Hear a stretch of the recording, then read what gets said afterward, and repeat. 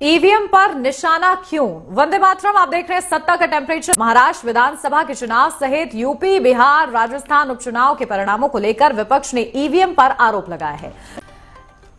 तो चलिए चर्चा की शुरुआत करते हैं। खास मेहमान हमारे साथ जुड़ गए, सीधा आपको रूबरू कराती हूँ। हमारे साथ खास मेहमान मेरे साथ जुड़ गए हैं जो कि शायद आप लोग को थोड़ा सा रियलिटी चेक दे पाए।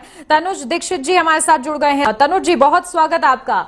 देखिए एक बार फिर से ईवीएम पर घमासान मचा हुआ है। सुप्रीम कोर्ट कह रहा है कि बैलेट पेपर से चुनाव नहीं हो सकता, याचिका खारिज कर दी है। क्या समाधान इसका होगा? देखिए सबसे पहले जो भी राजनीतिक दल या जो भी याचिकाकर्ता माननीय सर्वोच्च न्यायालय में जाते हैं जी, और वहां जाके जो भी शिकायतें इस संबंध में रखते हैं ईवीएम के संबंध में, सबसे पहले उन्हें एक वहां पर कॉन्क्रीट कोई प्रूफ देना होगा।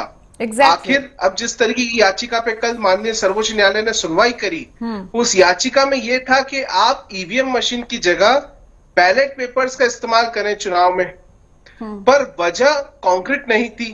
कोई ईवीएम के ऊपर शोध, कोई ईवीएम के प्रति चीजें व्यवस्थित नहीं थी। देखिए ईवीएम मशीन में तीन ही पार्ट मेन होते हैं। एक तो जो मोटर होती है वो, एक बैलेट होते हैं वो, और तीसरा सबसे अहम पार्ट है वीवीपैट। तो वीवीपैट वो होता है जिसमें जब वोटर अपना बटन दबा करके जो भी चुनाव चिन्ह को मतदान देता है वो उसको वहां दिखता है। हालांकि एक याचिका में 45 दिन तक वीवीपैट का रिकॉर्ड रखने की बात माननीय सर्वोच्च न्यायालय आदेश कर चुका है। ऐसे में अब जो याचिका करता है इनको ये बताना होगा कोर्टों के अंदर कि आखिरकार ईवीएम के अंदर गड़बड़ी क्या है। अगर ये जब तक ईवीएम के अंदर की गड़बड़ियां नहीं बताएंगे तब तक बहुत मुश्किल है किसी भी तरीके की याचिका की सुनवाई इनके फेवर में हो। बिल्कुल, लगातार देखिए शुरुआत से मेरा ये सवाल बना हुआ है कि आखिर आधार क्या है, इन लोग की आपत्ति जताने का आधार क्या है। वही बात आपने भी दोहराई है। उनको पता लगा कि वहां के लोगों ने कांग्रेस को वोट दिया और 0 वोट मिला कांग्रेस को, तो क्या ऐसी वजह? एक बात हमारे जो प्रवक्ता महोदय हैं कांग्रेस के, मैं यही समझा रहा हूं सर, आप जब भी कोई भी दल या जो भी वहां पर अगर पिटीशन फाइल कर रहे हैं अपील, वो सबसे पहले एक ही चीज पे उन्हें ध्यान देना होगा कि इसकी मिस्टेक, देखिए कोई मशीन ले जाए कोर्ट के अंदर जो खराब है और बताएं कि हमने फलाने चिन्ह पर वहां वोट मतदान किया लेकिन वहां पर ये दर्शा रहा है, ऐसा कोई प्रूफ अब तक देखिए जब तक न्यायालय डिसीजन लेता है सबूतों के आधार पर, जब तक कोई कॉन्क्रीट सबूत कोर्ट के अंदर प्रस्तुत नहीं होगा तब तक किसी भी रूप में न्याय किसी भी दल को इस तरीके से न्याय उचित कार्यवाही नहीं की जा सकती हो रही है। क्योंकि देखिए सॉलिड और कॉन्क्रीट बात बताता हूं तनु जी, आप मैं आपको एक इंफॉर्मेशन के साथ एक बात कहता हूं कि ईवीएम के इस्तेमाल टोटल वर्किंग आवर्स जो ईवीएम के हैं वो 46 आवर्स हैं। 46 घंटे ईवीएम काम कर सकती है अगर उसे लगातार ऑपरेट किया जाए। और एक वोटिंग डे जो होता है वो सुबह 6 बजे से शाम को 6 बजे तक होता है। बल्कि तो टेस्टिंग वेस्टिंग में थोड़ा और पहले से 5 बजे से कई जगह ईवीएम की टेस्टिंग शुरू हो जाती है, मॉक ड्रिल शुरू हो जाती है, तो लगभग 12 घंटे का ऑपरेशनल टाइम होता है।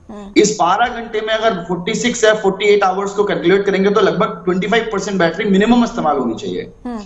और आपका सवाल होगा 90% बैटरी शाम को कैसे प्राप्त होती है? तनुज जी सुन लीजिए उसी के ऊपर। और आपने ऐसी कम से कम 1000 रिपोर्ट सुनी होगी कि ईवीएम के काउंटिंग के समय उसकी बैटरी परसेंटेज 99% है। आखिर ये कैसे बैटरी चार्ज हो जाती है? यहाँ पर ये टेक्निकल राजनीतिक चीज यहाँ पर मैं बीच में ला रही हूँ, टेक्निकल चीज आपको समझा देंगे तनुज जी, लेकिन क्योंकि आप लोकसभा चुनाव हुआ, बीजेपी ये कह रही थी कि 400 पार लाएंगे। अगर उन्हें ही सब चीज मैनिपुलेट करनी होती तो क्या वो ये आंकड़ा नहीं छू सकते थे? 300 के तो पार ला ही सकते थे ना। अगर आप जिस तरीके से आप लोग कह रहे हैं कि वो मैनिपुलेट कर रहे हैं तो 300 के पार तो ला ही सकते थे। पार्टी को पूर्ण बहुमत भी नहीं मिला, ये तो 240 पर अटक गए। टू द पॉइंट बात नहीं कर पा रहे। तनुज जी जल्दी से आप लोग पहले इनका ये पॉइंट क्लियर कीजिए, फिर मैं जा रही हूं राजेश जी के पास।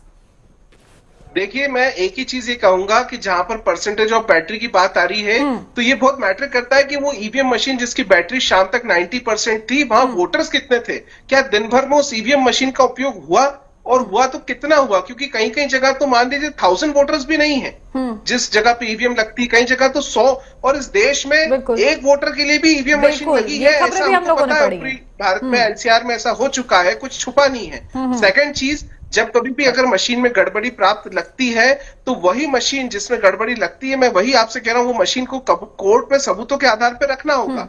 तीसरी बात जो बहुत जरूरी है, आज ईवीएम की बातें हो रही हैं लेकिन आप सरकार का मैंडेट देखिए, जिस तरीके से इंडी अलायंस को, जेएम को गठबंधन में मिला, झारखंड में बहुमत मिला, आज आपकी कश्मीर में आपकी इंडिया अलायंस की सरकार है, आज झारखंड में आपकी इंडिया अलायंस की सरकार है।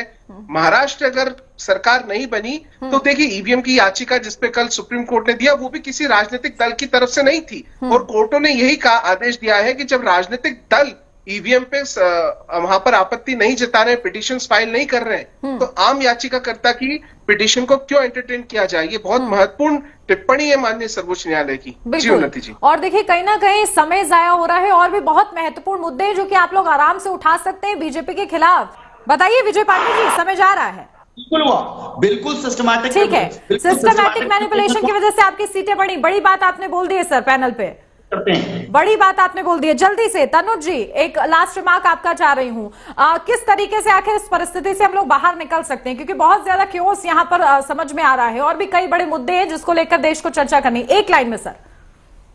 देखिए निश्चित रूप से सबसे पहले जनता पार्टियों को ईवीएम मशीन से ऊपर उठ करके सोचना होगा, क्योंकि अगर ईवीएम में उलझे रहे तो देखिए कई जगह इन्हीं की सरकार है। आज 3 प्रदेश हिमाचल, तेलंगाना में जैसे राज्यों में भी इनकी सरकारें हैं, और इनको सोचना होगा जब हमारी सरकार चल रही है तो फिर ईवीएम पे आरोप लगाना ठीक बात नहीं है। जी बिल्कुल, कहीं ना कहीं अपना गवर्नेंस स्ट्रांग कीजिए और जनता के जनादेश पर थोड़ा सा भरोसा रखिए, और जो भी खामियां अगर लगती हैं तो उसको सटीकता के साथ आप लोग सुप्रीम कोर्ट में उठाइए। फिलहाल इसी के साथ सत्ता के टेम्परेचर मेरे साथ बस इतना ही। आप बने रहिए नेटवर्क 10 के साथ। जय हिंद।